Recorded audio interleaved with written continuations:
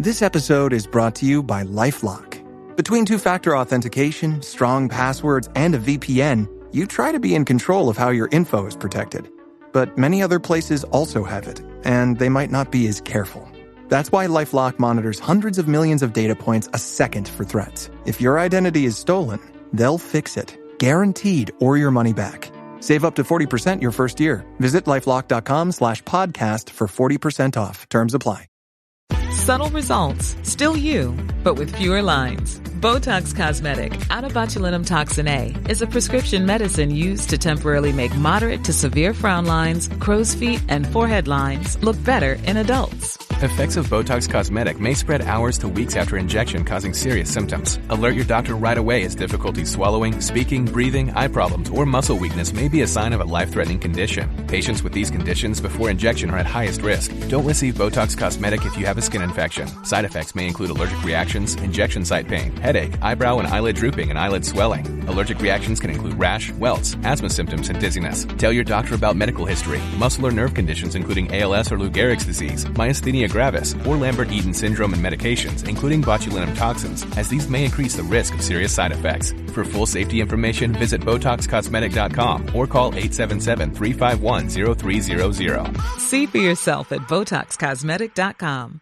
Hello, Spotify listener! Was it a good idea to employ me, Claptrap, a lovable robot with an admittedly shrill voice, to tell you about the next great looter shooter, Borderlands 4? Of course not! But you are listening, and that's the sick truth of marketing. Behold! Marketing hypnosis! Borderlands 4! Borderlands 4! Borderlands 4!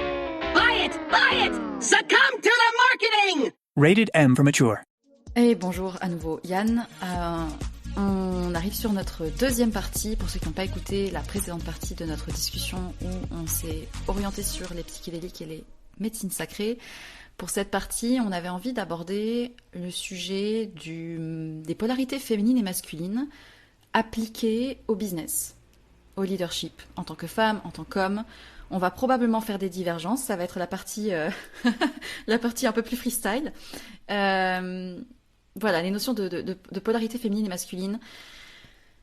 Probablement aussi le sujet du masculin, de l'importance et l'urgence de l'éveil du masculin et de réintégrer ce masculin dans notre société. Alors, envers et contre tout, il y a trop de masculinisme dans cette société. Non, il n'y a pas assez de masculin, ça c'est ma croyance, notamment chez les femmes.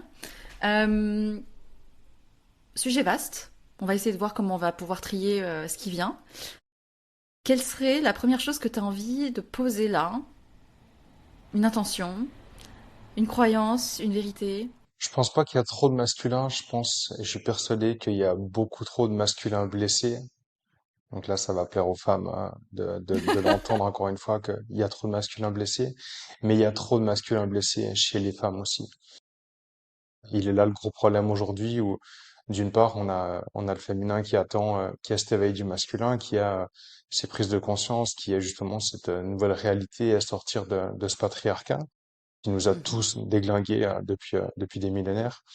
Et d'un autre côté, les femmes, pour prendre leur place, ont eu besoin de s'approprier cette énergie masculine, de pouvoir rentrer dans leur leadership, dans leur souveraineté, de pouvoir vraiment prendre leur vie en main sans être dépendantes et soumises et esclaves au masculin derrière.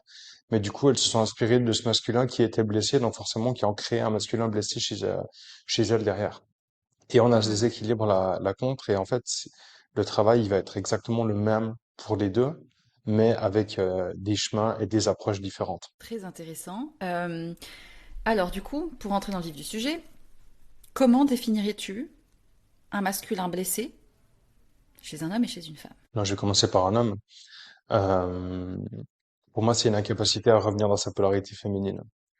Euh, Dans le sens, si je vais pas toucher à cette vulnérabilité, à cette sensibilité à l'intérieur, et que j'ose pas me remettre, faire un pas en arrière, que j'ose pas ralentir et aller vraiment toucher à ses émotions et toucher à revenir dans le corps en fait, je peux pas être pleinement dans mon masculin. Donc ça va être la première chose à faire pour le travail des hommes, de lâcher cette performance, de lâcher ce besoin de prouver, d'aller montrer à l'extérieur cette image que j'ai envie qu'on reconnaisse, mais de peut-être aller reconnaître cette part qui est à l'intérieur que j'ai pas eu l'opportunité de voir, celle qui est cachée en dessous de mes traumas, euh, celle de laquelle je me suis éloigné pour me protéger en fait, pour pas être dans cette sensibilité et cette fragilité. Euh, et en même temps, ça demande de vraiment rester présent avec ce qui est là. Et cette capacité, cette énergie première, cette qualité du masculin, avant tout, ça reste la présence. Et être présent avec ce qu'il y a à l'intérieur, c'est la première chose à faire avant de pouvoir apporter quelque chose à l'extérieur. C'est peut-être un peu abstrait comme je l'ai dit là, mais voilà ma façon de voir vraiment comment guérir ce masculin blessé et pour créer ce paradigme du masculin sain en fait, qui est vraiment dans cette sensibilité et dans cette pleine puissance en même temps. Du coup, je Intéressant. te relance la question pour le féminin, c'est quoi pour toi un Euh, masculin blessé chez une femme? Oh, alors là, attention, asseyez-vous. Pour moi, alors, il n'y a pas de masculin blessé sans féminin blessé, déjà. Donc pour moi, quand il y a une part de la dynamique masculine qui est blessée, ça veut dire qu'en miroir, à l'intérieur de nous, il y a forcément une part féminine immature aussi. Toujours. Et je m'appuie beaucoup sur le travail d'un auteur qui est incroyable, qui s'appelle Elliot Saxby, qui a publié un ouvrage qui s'appelle The Inner Marriage, qui explique vraiment très bien cette distinction entre les caractéristiques de la polarité féminine et masculine et comment on peut élever l'une en s'aidant de l'autre et élever l'autre en s'aidant de l'une. Concernant les femmes, du coup, globalement, côté masculin blessé, ça va souvent se manifester en premier par euh, performance, contrôle, bon élève, perfectionnisme, incapacité à ralentir, euh, manque de clarté sur ce qu'elle veut vraiment, donc incapacité à l'exprimer, manque d'intentionnalité, manque de conviction. Mais du coup, encore une fois, quand il y a une immaturité du masculin, elle est forcément très liée avec une immaturité du féminin, donc c'est difficile de complètement séparer avec des cases très claires. Bah là, je suis dans mon masculin blessé, là, je suis dans mon féminin blessé, parce que c'est toujours assez entremêlé. Mais globalement, je résumerai avec le côté contrôle, protection, armure, besoin de prouver, perfectionnisme, encore une fois. Concernant les femmes, du coup, c'est très lié au rapport au paternel en premier, avec quelque chose de l'ordre de, au fond, je ne peux pas faire confiance à l'homme. Je ne peux pas faire confiance au masculin, ni à l'intérieur de moi, celui qui dirige, qui tient, qui a la conviction, le leadership, ni à l'extérieur.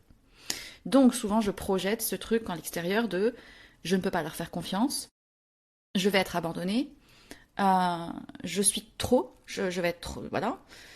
Ou alors je veux les sauver, je peux les régler, je peux les manager, je peux les contrôler, je peux les sauver quelque part, je peux faire la maman. Et donc pour qu'une femme réintègre un masculin intérieur fort, elle doit aussi réintégrer une polarité féminine forte, mais les deux ensemble. Je vais donner un exemple concret pour que ça puisse peut-être plus parler. Admettons, une femme qui veut gagner en leadership. Donc, je prends des décisions, je suis convaincante, je suis convaincue par ce que je fais, j'organise ma vie, je mène un business ou quelque chose comme ça. Ok, part masculine mature. Si ça c'est difficile pour elle, elle va pouvoir céder, enfin, aller gagner en confiance là-dedans en cédant de la part féminine qui est capable de se connecter au corps, de ralentir, de se reconnecter à son intuition pour avoir les bonnes idées, à sa confiance intérieure, pour ensuite passer à l'extérieur vers le masculin. Parce que globalement, le masculin, c'est vers l'extérieur, c'est je pénètre le monde, de ce que j'ai à dire, de ce que j'ai à faire, de ce que je bâtis. Et le féminin, globalement, c'est je reçois les informations, je reçois le masculin, je reçois la vie qui veut me ressentir, je suis dans la sensation et dans le ressenti. Alors que le masculin, c'est vraiment extérieur, bâtir. Bâtir à partir des informations du féminin. Et là, j'apporte une aparté, tu vas me dire ce que t'en penses. Il y a beaucoup ce truc autour de... c'est ce que je guide en tout cas à mes femmes, enfin à mes femmes, dans mes conteneurs. On entend parfois beaucoup le masculin lead en premier. C'est le masculin lead, il a l'intentionnalité, c'est lui qui prend les décisions. Pas du tout, je suis pas d'accord. Dans ma vision des choses, le féminin lead en premier par l'invitation, par le désir. C'est je ressens ça, j'ai envie de ça, qu'est-ce qu'on en fait? Donc dans une relation, c'est le féminin qui, par son invitation et ce qu'elle exprime, va potentiellement donner en masculin envie de se positionner. Mais dans un business, si on est en tant que femme, c'est quel est mon désir qui bouge à l'intérieur de moi, comment je le ressens. Ok, et après mon masculin, il arrive, il fait ok, I got you girl, et on va bâtir par-dessus ça. Voilà, j'ai dévié la question, mais voilà ce qui m'est venu. Comment ça t'en ça Ah, te c'est parle? parfait. Je suis 100% d'accord avec toi. Pour moi, en fait, le féminin, euh, on dit que bah voilà, dans le tantra, on dit que le féminin, c'est le Shakti, c'est l'énergie infinie. Et s'il n'y a pas cette source d'énergie, en fait, je peux rien créer derrière. Ou je vais le créer depuis mon mental et puis depuis la force et la lutte et je vais m'épuiser parce que j'ai pas justement ce flow qui coule. Donc comme tu dis, c'est vraiment cette intention, ce ressenti, c'est est-ce que je veux vraiment ça? Est-ce que je le sens vraiment à l'intérieur de moi que ça m'anime? Et c'est après que je le mets dans la matière que je vais pouvoir analyser pour avoir un plan d'action, pour avoir une structure, pour pouvoir le mettre derrière et que c'est nécessaire d'aller toucher à cette part féminine pour pouvoir justement après l'ancrer dans la matière avec le masculin. S'il n'y a pas cette connexion avec la part féminine, comme je disais avant, eh ben, il y a quelque chose où je vais forcer et que ça va pas aboutir. Et si je suis que dans la part féminine et que j'ai pas cette structure, bah, je vais me perdre dans quelque chose et ça va être quelque chose de, de, de superflu, de superficiel et il y a pas ces limites claires qui concrétisent vraiment dans la matière. Hmm, ouais. Et en fait, on a eu depuis plusieurs années quand même un éveil du féminin majeur, même au niveau sociétal, même chez les hommes, en fait, quand même, de l'ordre de écouter ses émotions, exprimer ses émotions. Alors, bon, les approches sont peut-être pas toujours bonnes pour tous, mais il y a quand même eu, je dirais, ouais, un retour du féminin, de la place des femmes, d'écouter les émotions, etc., que je trouve génial. Mais euh, la présence, la structure, l'intentionnalité, la clarté, la présence, comme tu dis, et le côté très, oui, intentionnel du masculin et conteneurisant pour le féminin, je le trouve globalement un peu absent, même chez les femmes et aussi chez les hommes. Et ça se traduit, je vais entrer direct dans la matière, hein, c'est les relations à la on verra. Oh, ben on va dans le flow, on sait pas où ça va. Le flow féminin dans un business, s'il n'y a pas de structure, s'il n'y a pas une cohérence, une stratégie long terme, une vision, et un côté un peu guerrier du masculin qui y va et qui bâtit, qui ose, quoi. Pareil, ça tient pas. Euh, et c'est en ça que le masculin est important, parce qu'en fait, si on ne sait pas où on va nulle part. Que ça soit dans un business ou dans une relation. Et un autre point, et tu pourras rebondir après sur tout ce que tu veux, qui me vient là, c'est l'intégrité. L'intégrité est une caractéristique du masculin sain. C'est-à-dire, je fais ce que je dis, et je dis ce que je fais, et je fais en sorte, ça ne veut pas dire être parfait, mais je fais en sorte du mieux possible d'incarner ce en quoi je crois, ce que je prône et ce que j'attends de l'autre, avant de l'exiger. Je pense que j'ai dit assez là. Et ça me parle parce que, en plus, c'est exactement le sujet que je traite actuellement dans ma communauté avec cet archétype du roi et cette notion d'intégrité. Euh, et je pense que la plus grosse problématique aujourd'hui du masculin blessé ou absent chez les hommes et les femmes, c'est cette incapacité à s'engager pleinement, cette incapacité à vraiment faire all-in et donner cœurs et âme dans un projet, dans une direction, dans une relation, vraiment que ça aboutisse. Et il y a encore une part de manque de confiance en soi, d'incertitude, de j'ai peur que ça échoue. Au-delà de ça, au-delà de cette couche superficielle, il y a quelque chose de beaucoup plus profond. S'il y a cette incapacité à s'engager, c'est parce qu'il y a une blessure de la séparation à un moment donné qui n'a pas été guérie. Chez les hommes, en tout cas, les hommes avec qui je travaille, et c'est ce que je remarque, c'est que cette blessure de la séparation qui n'a pas été guérie, elle revient avec la mère, toujours avec le féminin.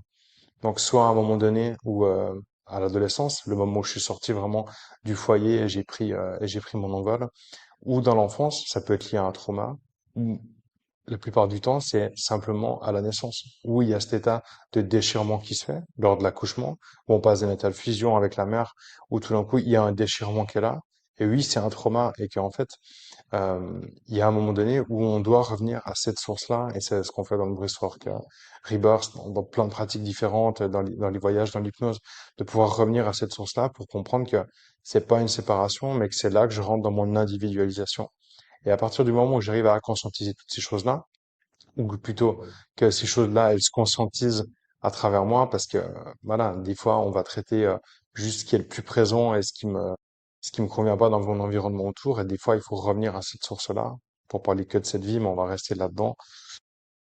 C'est là pour moi la capacité à s'engager pleinement. Et moi, de mon Mm. chemin, à partir du moment où j'ai pu aller justement déjà libérer aussi toutes les anciennes relations que j'ai eues, les séparations amoureuses, et de revenir à cette source-là, il y a quelque chose dans ma manière de m'engager dans mes projets et dans mon couple aussi, où j'ai pu m'engager pleinement. Et derrière, une peur sous-jacente dans cette incapacité à s'engager, c'est une peur de perdre sa liberté. Mais ce que j'ai compris, c'est que, en tout cas, dans le couple et la relation amoureuse, en m'engageant pleinement, c'est là que je me sens au plus libre, car Bien sûr. en fait, je peux faire ce que je veux. Et pour moi, la liberté, elle est là. La liberté, elle n'est pas de bypasser et de fuir et de faire le people pleaser à vouloir essayer d'avoir des conquêtes à droite à gauche et de vouloir essayer de plaire à tout le monde. C'est vraiment quand je suis pleinement engagé que je peux faire exactement ce que je veux dans ma vie. Car si je suis dans une relation qui est équilibrée, qui est sacrée, la femme qui est en face de moi, elle va toujours me soutenir et m'apporter cette ressource et cette énergie et cette, euh, cette vitalité nécessaire qui revient justement sur la source du féminin. Donc ouais, c'est toujours le féminin qui va ouvrir la voie en premier. Mm. Ça m'a beaucoup parlé ce que tu parlais d'engagement et de liberté parce que c'est quelque chose que je transmets aussi aux femmes que j'accompagne. C'est elles ont en fait c'est très drôle parce que beaucoup de femmes se plaignent ou ont l'impression que les hommes ont peur de s'engager. Et je suis pas trop d'accord avec ça en fait. J'ai globalement l'impression qu'il y a quand même beaucoup d'hommes, peut-être qui en ont peur, mais il y a dans la finalité, dans la majorité, je pense que dans l'absolu, beaucoup d'hommes ont envie de cette relation sérieuse, qui est forte. Mais en fait, en face, beaucoup de femmes donc ont peur de s'engager ou ont peur d'assumer la clarté de ce qu'elles veulent, parce que dessous, il y a ce côté, est-ce que je vais être assez, est-ce que je vais pas être de trop, est-ce que je vais pas être encore abandonnée, et est-ce que je vais pas perdre ma liberté.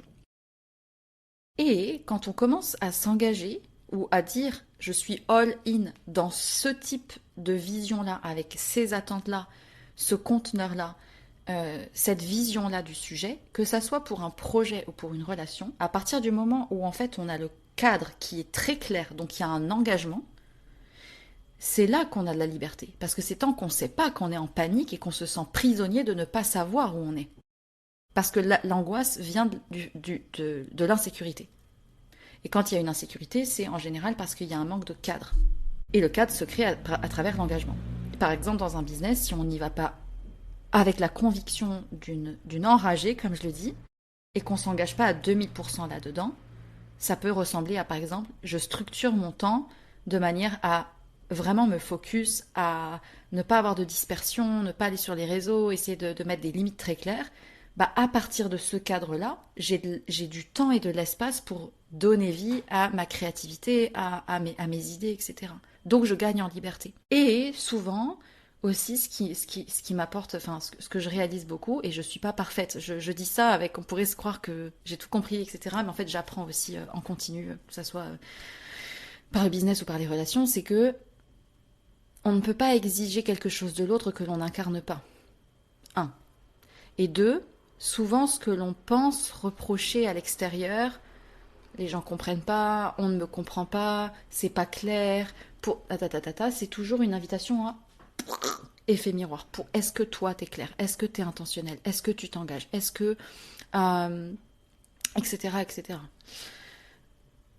Ça, c'était ça qui m'est venu par rapport aux femmes que j'accompagne et qui ont du coup à se rendre compte de l'importance de réintégrer ce leadership masculin, cette présence, cet engagement, cette clarté, et c'est hyper dur en fait. C'est là qu'on se rend compte, oh, le féminin, c'est pas que c'est plus facile, mais c'est peut-être plus accessible pour une femme de se connecter à son féminin qu'à son masculin. Donc ça, c'était ce que je voulais évoquer. Est-ce que tu as des choses qui te viennent par rapport à ça? Cette notion de c'est plus facile pour une femme de se connecter à son féminin, bah déjà parce qu'elle a ses attributs féminins en elle, Bien sûr. euh, et parce qu'en fait un homme il a besoin d'aller se connecter à cette énergie masculine d'abord. Pourquoi? Parce que biologiquement on vient les deux d'un utérus, donc autant l'homme que la femme ont cette énergie masculine qu'ils connaissent et que la femme elle est déjà dans sa complétude. Et l'homme il a besoin en fait d'aller se reconnecter au masculin, soit à travers le père qui va enseigner et transmettre cette vision du masculin.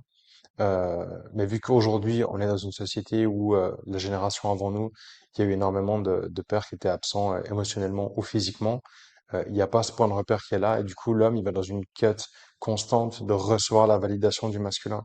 Donc c'est pour ça qu'il va se retrouver, et c'est pour ça que moi je crée les cercles d'hommes et que les peuples premiers ont toujours fonctionné comme ça, où les hommes et les femmes se retrouvent entre eux pour se reconnecter à ce qu'ils ont de plus précieux et d'unique dans leur polarité propre à chacune avant de pouvoir se retrouver après et de faire l'union. Et pour les hommes, c'est ça en fait, c'est que euh, c'est excellent les gars qui sont sur ce chemin d'éveil et qui font des choses en couple et des choses mixtes. Mais si je vais pas toucher avec un homme à cette force pure du masculin, mais cette vulnérabilité pure du masculin et ces valeurs-là, euh, je vais, il y a quelque chose de pas complet. Je vais pas pouvoir recréer cette union derrière.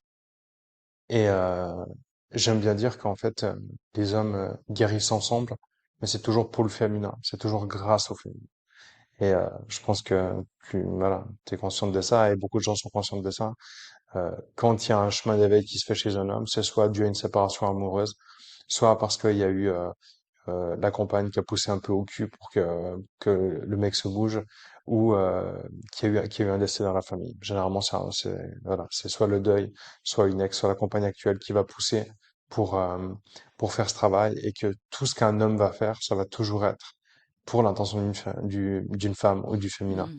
Que ce soit réussir dans sa carrière, que ce soit avoir une grosse bagnole, ou quoi que ce soit, ou voilà, avoir une transformation physique, tout ce qu'un homme va faire, ça va toujours être dans le but pour une femme, soit pour sa compagne, soit pour celle qu'il a perdue, et que du coup il y a quelque chose où je vais essayer de me prouver que je suis à la hauteur, ou pour une future compagne, pour quelqu'un qui va être célibataire, ou pour tenter d'avoir la validation de maman. Et euh, c'est des choses à mettre en lumière pour comprendre vraiment ce pourquoi.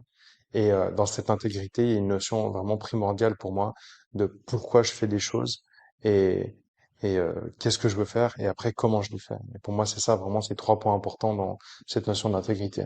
Avec quoi, avec quelle croyance viennent les hommes qui viennent te voir sur les femmes, sur les relations, sur eux?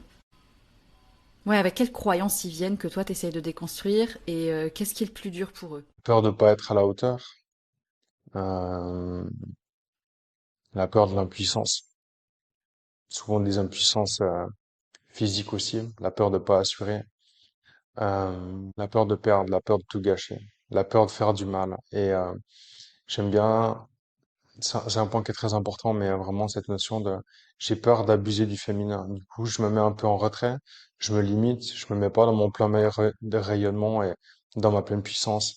Et bah, j'ai peur de faire mal, j'ai peur d'abuser, j'ai peur de, de, de profiter en fait de ma force, que ce soit physique ou que ce soit euh, mentale ou énergétique. Sur le féminin, du coup, il y a quelque chose où je suis pas à mon 100%. Et il y a beaucoup d'hommes qui sont soit dans une posture un peu inférieure. Moi, je dis souvent qu'il y a des fois il y a des relations où c'est une relation une mère castratrice et un homme enfant parce que j'ose pas pleinement prendre ma place d'homme et du coup ce manque de leadership. Mais c'est beaucoup une notion par rapport à la valeur personnelle. Donc la confiance en soi. C'est vraiment ces points particuliers que je vois dans le cas des hommes avec qui je travaille. Hmm. Et ça, du coup, on le déconstruit soit bah, les retraites, où vraiment on sort du quotidien. Et le but, c'est quand même de prendre conscience de sa valeur et de lâcher aussi ses, ses perceptions et ses conditionnements et ses traumas du passé pour redonner une nouvelle direction et à travers la fraternité. Donc ça, c'est ce que je propose en immersion et dans ma communauté digitale aussi pour recréer ce cercle d'hommes et ce travail vraiment qu'on va faire, qu'on fait constamment et qu'on fait tous les mois dans les cercles d'hommes où on se retrouve, et en one-one pour les gars qui veulent vraiment aller en profondeur et toucher et vraiment avoir une transformation profonde, où là, il y a quelque chose de beaucoup plus individualisé et beaucoup plus personnel. Ouais. Ah, merci déjà pour cette réponse.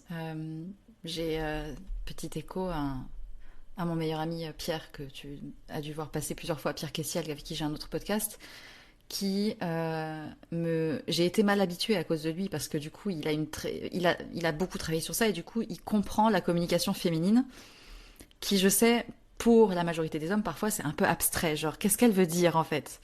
Donc, j'ai été mal habituée parce qu'il me comprend très bien et qui sait parler, mais je sais que ça peut être parfois une difficulté pour les hommes de savoir parler avec les femmes, de savoir les ressentir pour soit poser des limites, aka le masculin qui pose la structure, pas en tant que domination, mais en tant que sécurisation, en fait. Là, c'est stop, là, je te vois quand tu fais, je te remets là. Mais aussi savoir la ressentir pour un peu comprendre qu'est-ce qu'elle amène, en fait. Et je sais pas si ça, c'est ce que tu vois comme problématique, mais c'est ce que j'ai l'impression qu'il y a aussi. Sur comment, peut-être, ou quels conseils tu donnes, en fait, aux hommes pour mieux se connecter au féminin extérieur. Et comme tu dis, en fait, déjà de comprendre qu'il y a deux modes de fonctionnement et de communication qui sont totalement différents. Euh, et que ce qu'une femme, elle attend, c'est que l'homme soit présent déjà avec ce qu'elle a et ce qu'elle puisse déposer, euh, sans chercher forcément à avoir une solution derrière. Souvent, une femme, elle va avoir besoin d'exprimer ce qui est présent là et d'avoir juste quelqu'un qui peut recevoir ça et la voir dans ce qu'elle est, sans chercher à avoir une solution derrière. Et il y a beaucoup, beaucoup de conflits dans les couples parce que la femme vient avec quelque chose qu'elle va déposer à l'homme, avec une problématique, avec un souhait de partage. Et du coup, le mec, qu'est-ce qu'il va faire instantanément? C'est vouloir apporter une solution. C'est apporter tout de suite la résolution du problème. Alors que des fois, il n'y a même pas de problématique. Il y a juste besoin d'être présent et d'écouter avec ça. Et c'est ce que je dis aux hommes, en fait. À partir du moment où tu peux déjà voir l'autre dans ce qu'elle est, et lui demander de quoi tu as besoin. Est-ce que tu as besoin que je t'apporte une solution là-dedans? Est-ce que tu as juste besoin de déposer? Est-ce que tu as besoin juste que je te prenne dans mes bras et de t'amener cette sécurité? Là, ça fait déjà un gros, gros bout du taf. Et rien qu'en comprenant qu'il y a ce mode de fonctionnement-là et de parler aussi de, OK, c'est quoi ta manière de communiquer? C'est quoi ton langage? C'est comment que, que tu as besoin d'exprimer, de recevoir les choses dans la relation et de, de, ouais, de partager nos modes de fonctionnement. Hmm. Ouais, et alors c'est marrant parce que je reviens sur... parce que pour les femmes aussi, en fait, c'est parce que parfois certaines femmes, inconsciemment, cherchent à contrôler, manager, conseiller, guider, coacher l'autre, qui n'a peut-être pas forcément... Bah déjà, c'est pas son rôle de faire ça, qui a pas... y a pas ce... Il n'y a pas ce besoin en face. Et sans le savoir, entre guillemets, beaucoup de femmes, ce que je dirais, castrent le masculin. Comme tu disais, la mère castratrice. Mais il y a aussi une subtilité que j'appelle la blessure de la sœur. Et c'est pour ça que souvent, avec les femmes, avant de travailler sur le masculin, je travaille d'abord sur le rapport avec les autres femmes, notamment la blessure de la sœur, qui est pour moi quelque chose qui fait extrêmement souffrir les femmes, du coup, vis-à-vis des hommes. Et ce que j'appelle la blessure de la sœur, c'est la séparation entre originellement Ève et Lilith, donc la mère, la madone, la femme douce, celle qui a les enfants, la part nourricière, aimante, le chakra du haut, et la part Lilith qui, pour ceux qui veulent creuser l'origine de l'histoire, qui aurait été la première femme d'Adam et qui était très connectée à sa sexualité, très dans le charnel, très dans les désirs, la création, le chaos, mais aussi les morts et les renaissances, parce que le féminin, c'est aussi ça. Et comme il y a beaucoup de femmes qui n'assument pas ou ont des traumas vis-à-vis de la part sexuelle, de la part sensuelle, de la part créatrice, souvent ça se manifeste, cette blessure-là, par le jugement envers d'autres femmes, la compétition avec d'autres femmes, la jalousie, la critique. Et donc les espaces de sororité sincères en France, c'est pas trop ça. Et je le dis plusieurs fois, mais j'ai plus souffert de la part de femmes que de la part d'hommes, clairement, dans mon histoire. Et du coup, j'essaie toujours de travailler d'abord sur ce sujet-là, sur la réintégration de cette Ève et de cette Lilith ensemble, vraiment ensemble, en nous et autour, parce que même dans la relation avec l'homme, on n'est pas juste la femme qui aime, il y a aussi la femme qui désire, la femme qui est sexuelle, la part sensuelle en fait. Sauf que Donc ça, c'est ce que je traite beaucoup avec les femmes que j'accompagne. Il y a aussi ce biais-là que je vois chez les hommes sur la distinction ou la séparation entre, je vais le traduire comme ça, la mère et la pute. De l'ordre de, je m'amuse pendant un temps et j'ai le droit de sauter la salope, entre guillemets. C'est vraiment avec des grosses guillemets, c'est métaphorique, mais c'est un vrai sujet qui a été développé par Freud d'ailleurs. Mais une fois que je commence à rencontrer la mère, aka, je vais faire ma vie, je vais faire des enfants, etc., tout de suite, soit perte de désir, soit j'ai du coup envie d'avoir des conquêtes à l'extérieur, soit la femme elle-même se met à renier un peu cette part-là, ou à jalouser d'autres femmes, à craindre qu'il la trompe, etc., etc. Donc, avant de travailler sur le masculin, en réalité, je passe d'abord par ce sujet-là souvent, la blessure de la sœur. Et il y a des femmes qui viennent me voir, même en one-to-one, avec un sujet vis-à-vis de leur mec, très souvent, il y a derrière un sujet de une autre femme qui est dans l'histoire, avec qui il y a des problèmes, avec qui du coup il y a un terrain d'insécurité qui est mis en place. Et ça vient réveiller en fait ces parts-là d'elle qu'elle n'arrive pas à réintégrer par peur d'être abusée, par etc., etc., et tout ce qu'on sait des traumas sexuels.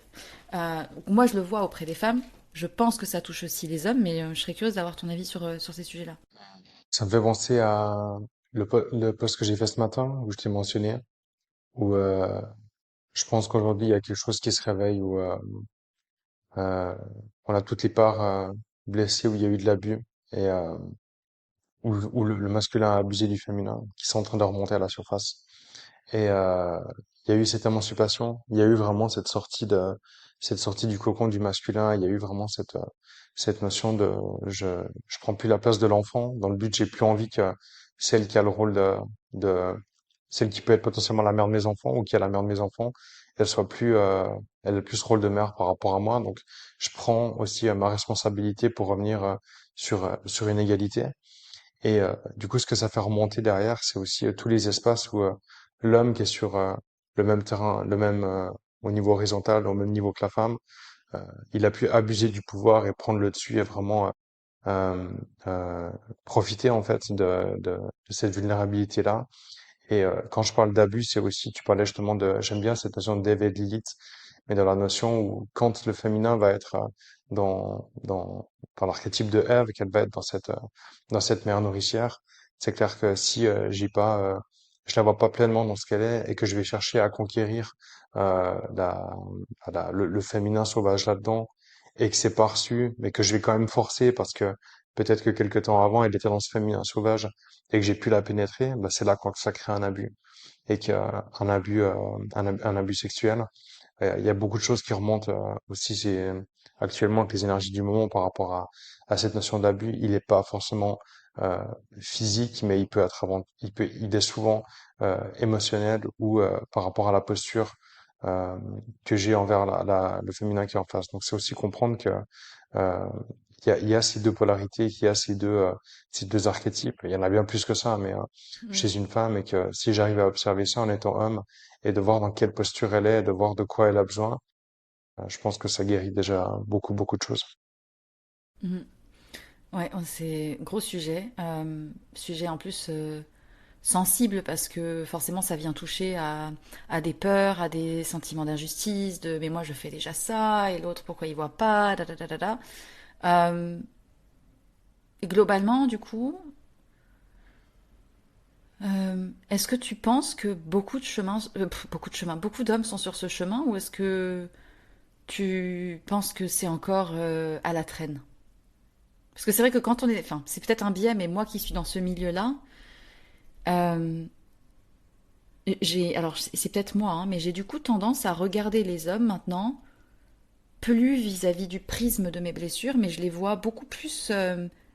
Et j'englobe les hommes que je croise dans la rue. Enfin, c'est pas juste les gens spirituels, tu vois. J'ai tendance à voir du coup les hommes sous le prisme de leur pouvoir et je les regarde avec respect. Donc, je suis peut-être biaisée, mais j'ai pas. Enfin, j'ai l'impression que globalement, ça va. Mais c'est peut-être mes biais, tu vois, parce que peut-être qu'au niveau sociétal, c'est pas encore du tout ça. Mais globalement, moi, en tout cas, ce que je croise et ce que je rencontre, euh, je suis pas abusée, on me manque pas de respect, je touche du bois, mais je pense que ma propre transformation a aussi fait ça. Maintenant, je pense qu'au niveau global, peut-être que c'est pas encore la réalité, mais quel est ton avis sur ça? C'est clair que la réalité qui m'entoure, elle va être en lien avec ma réalité intérieure aussi. Donc si je vois qu'il y a que du masculin blessé autour de moi, c'est peut-être que ça va refléter une part qui est encore à l'intérieur de moi qui demande à être shiftée. En tout cas, si ça vient me trigger comme ça et que je me sens tellement affecté par ça, Hmm. c'est que ça vient toucher mes valeurs, c'est que ça vient toucher une blessure et la mettre en lumière. Même si j'ai déjà travaillé beaucoup de fois dessus et même si je l'ai chié grave, des fois, ça demande de remettre aussi le, d'aller s'observer encore une fois, peut-être sous un angle différent, d'aller observer cette blessure sous un angle différent. Et après, c'est clair que, bah voilà, il y a beaucoup plus de femmes qui ont fait ce chemin d'éveil parce qu'elles ouvrent la voie, comme on l'a dit au début de l'épisode, et qui avaient besoin de ce féminin qui vraiment a ouvert a fait immerger cette vague d'éveil, sachant il y en a eu plusieurs, mais voilà, il y en a une il y a une grosse phase d'éveil qui est en train de se faire entre cette fin d'année et début d'année prochaine. Il y en a une en 2022, il y en a une en 2020, et il y en a Ok. une, voilà, en 2016-2017, c'était les grosses phases sur ces 10 dernières années. En fonction d'à quel moment il y a eu ces phases d'éveil chez chacun, on va être plus ou moins à j'ai pas envie de dire des étapes différentes dans le chemin, mais il y a des choses qui sont conscientisées différemment. C'est clair qu'il y a beaucoup moins de masculins euh, qui sont engagés, qui sont réveillés. Il y a beaucoup d'hommes qui ont cette conscience, qui ont cette Oui. conscience du corps, cette connexion, etc., mais qui sont vraiment engagés. On en revient sur cette peur de l'engagement. Là, on arrive à la fin d'une année 9. L'année prochaine, on repart sur une année 1. Ça va brasser de ouf pour le masculin. Donc le collectif masculin, il va morfler. Ça va être galère, ça va être hardcore. Mais genre, Pour les hommes qui comment? n'ont pas fait le chemin, Ça va se traduire comment? tout ce qu'on a, Monsieur, Madame Irma, là, des années numérotées? tout ce que, tout ce qui n'a pas été conscientisé, tout le taf qui n'a pas été fait, toutes ces choses que j'ai pu voir, que j'ai pu observer, mais finalement, je suis quand même dans le déni par rapport à ça. Ça va nous péter à la gueule. Donc, ça demande encore plus cette intégrité. Que si je vois Hmm. que j'ai une faille à cet endroit-là et que j'ai un angle mort et que je sais que c'est quelque chose que je dois me séparer, mais je continue à garder cette addiction pour me sécuriser parce que j'ai Hmm. l'habitude, parce que c'est connu. Il y a un moment donné, ok, tu peux faire l'erreur 2, 3, 4 fois, mais à bout d'un moment, ça va te péter à la gueule et il y a des problèmes qui peuvent arriver derrière. Et généralement, ça se représente par des décès dans la famille, par des pertes d'un proche, par des séparations amoureuses, par des problèmes de santé. C'est sur ces choses-là que ça arrive. Donc, en aucun cas, je cherche à créer de la peur dans ce qui se fait là. Mais cette intégrité, elle demande à. Moi, j'aime bien dire que quand je sais, j'ai plus le droit de pas savoir. Quand je sais qu'il y a quelque chose de différent, mais que je reste dans la même chose, je me mens à moi-même déjà, et que du coup, je m'engage pas vers ce qui m'appelle vraiment derrière. Donc, ça demande à vraiment d'être conscient. Et si je prends pas le temps de faire aussi ce bilan sur moi, et ça, je l'invite beaucoup pour les personnes qui m'entourent, aussi pour les éditeurs dans cette fin d'année, de peut-être faire un bilan de ce qui s'est passé aussi ces 9 dernières années, car on arrive sur la fin d'un cycle de 9 ans, et d'observer aussi où j'en suis aujourd'hui et où je veux aller. Et pour moi, on est dans cet équilibre des polarités là. Quand j'arrive à revenir dedans et observer tout ce qui a été jusque-là, et que je peux donner une direction différente au futur, c'est un geste qui peut paraître anodin, mais pour moi, c'est un outil qui personnellement m'a énormément aidé. Quand j'avais des moments où je sentais que ça brassait trop, ou que j'étais dans le flou, ou que j'avais un peu une perte de direction. Hmm. Euh, et que voilà, autant il y a ce collectif masculin qui va être chamboulé pour les hommes, donc il va y avoir de grosses phases d'éveil qui vont ressortir derrière, ce qui est génial. Il va y avoir aussi des réalités, et je pense qu'il y a des choses au niveau de la société et au niveau du bullshit dans lequel on est aujourd'hui qui vont sauter, donc ça peut amener à un certain chaos, mais c'est pour recréer aussi cet équilibre derrière. Donc, Hmm. et ce masculin qui morphe, il va aussi se manifester chez les femmes qui sont en guerre et qui sont en lutte avec ce masculin qui a été ou qui est présent à l'intérieur. C'est ça, et en fait, ça me fait penser que je connais des personnes, je connais des hommes et des femmes qui ont conscience qu'il y a des sujets, mais qui continuent de foncer dans le mur. Je suis pas prêt, je peux pas faire autrement, je sais que je devrais ralentir, mais en fait, je culpabilise si je travaille pas ou si je me défonce pas. Well, très bien, continue. Tu vois déjà là que ça, ton corps morfle, tu vois tous les symptômes, tu vois que ton business décolle pas, il n'y a pas de hasard. C'est qu'en fait, là, genre juste, tu patauges dans ta semoule. Et à un moment donné, ça va te péter à la gueule. Et parfois, c'est nécessaire aussi que ça pète à la gueule des gens pour qu'ils se réveillent. Euh, Mais sur une note positive quand même, il est possible de changer cette réalité-là. Et souvent les gens ont peur du changement, ils ont peur de se dire ok, si je renonce à certaines choses, si je me remets en question, ou je fais un vrai travail sur moi, etc. Qu'est-ce que ça va engendrer? Qu'est-ce que je vais perdre? Est-ce que je vais vraiment réussir? Est-ce que ça va pas être trop dur? Et en fait, à partir du moment où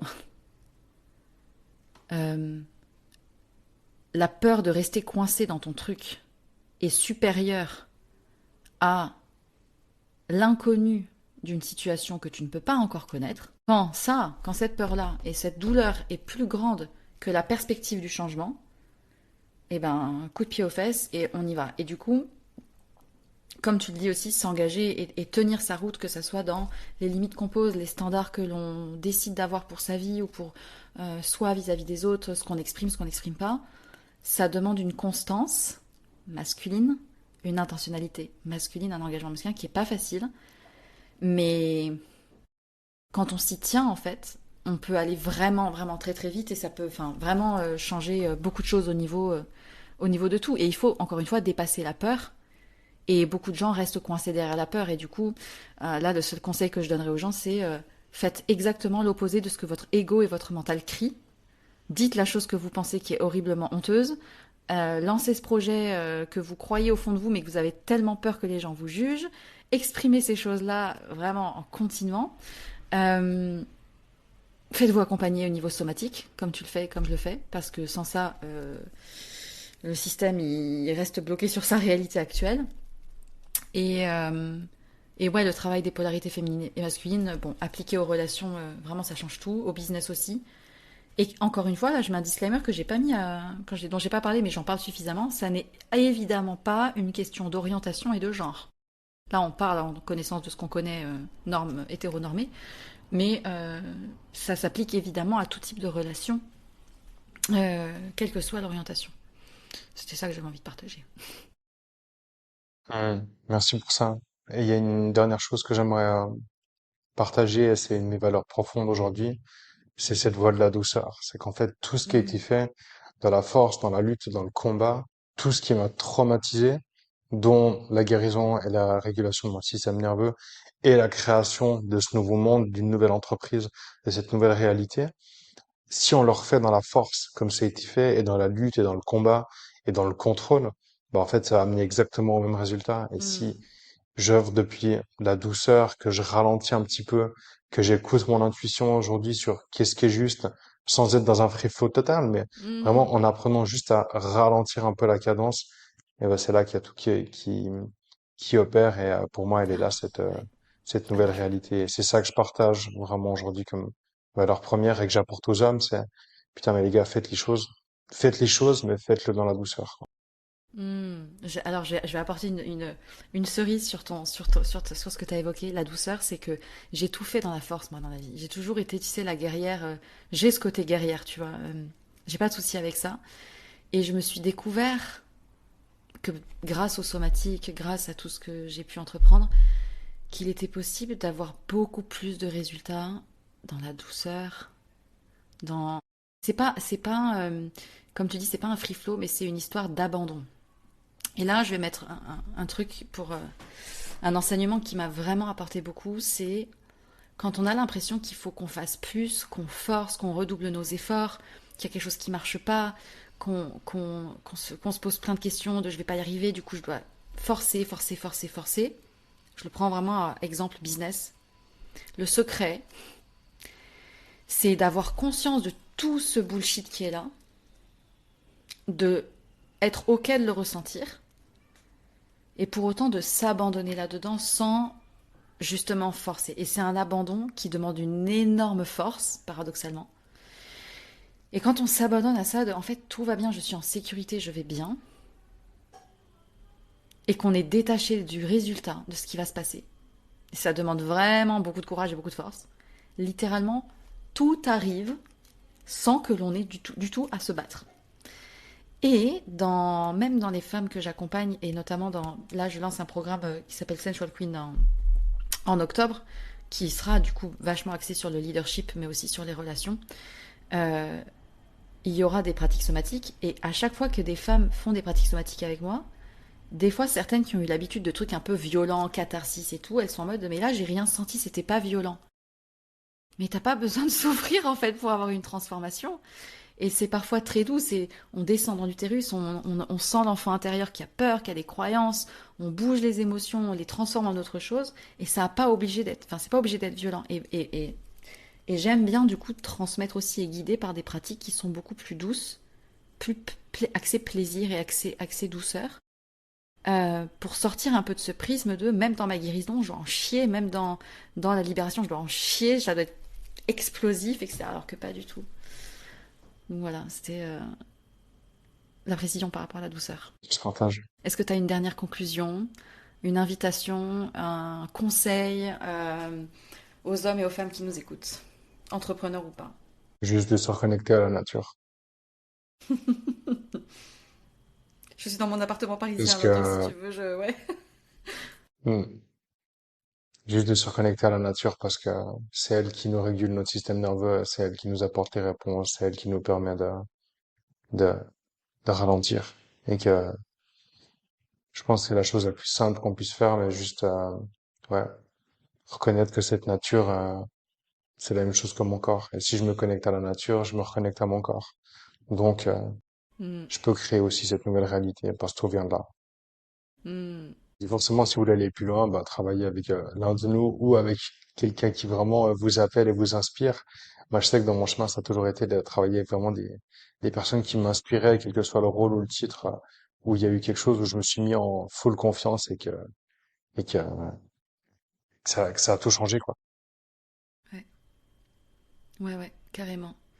De toute façon, tout le chemin de vie, c'est de continuer d'avoir quelqu'un qui a 5 pas devant nous et qui nous tient la main et on tient quelqu'un derrière et c'est, toujours, hein. C'est toujours ça. Bah écoute, merci beaucoup pour cet échange. On Ouais, se merci à croisera. toi. Merci. On se croisera peut-être en vrai ici ou ailleurs, dans un autre pays, je ne sais pas. Ça c'est une question de temps. Et à tous ceux qui nous ont écoutés, merci pour votre écoute. Je mettrai le compte Instagram, enfin nos comptes Instagram en description de l'épisode et les infos qui seront pertinentes pour ces épisodes. N'hésitez pas aussi si vous avez des questions à venir directement nous en envoyer un message sur Instagram, à nous faire vos retours. Et sur ces mots, je vous souhaite une très très belle journée. Et ma fameuse phrase, n'oubliez pas, soyez sage mais parlez. Non, soyez sage mais parlez fort, beaucoup.